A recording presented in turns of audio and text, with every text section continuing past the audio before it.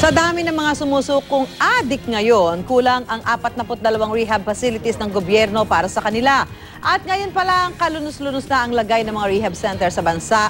Narito ang special report ni Maki Pulido. Dito sa DOH Treatment and Rehab Center sa Bicutan na siyang pinakamalaking drug rehab center sa bansa, siksikan ang mga pasyente. 1,000 ang bed capacity pero nasa 1,400 na ang nagpaparehab sa ngayon. It is less than ideal conditions, but we just have to cope with what we have. Hindi lang tulugan ang problema, kulang din ang staff. Kaya isang counselor at social worker para sa bawat 100 pasyente.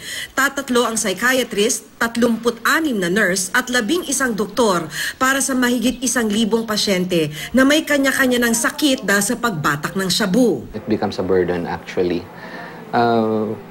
Fortunately, we can still cope.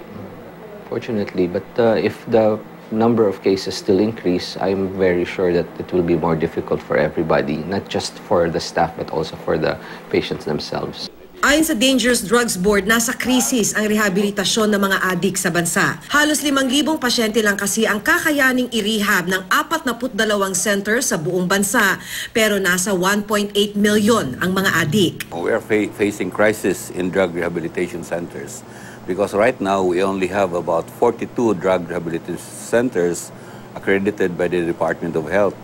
And the population of about 4,500 or roughly 5,000.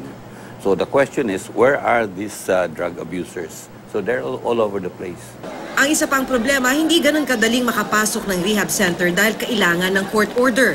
Kaya sana raw amyendahan ito. Hindi raw kasi magiging epektibo ang anumang kampanya laban sa droga kung di bibigyang pansin ang lagay ng rehabilitasyon. We're proposing that sa amendment ng batas. So kung voluntary application lang, hindi na kailangan ng court order.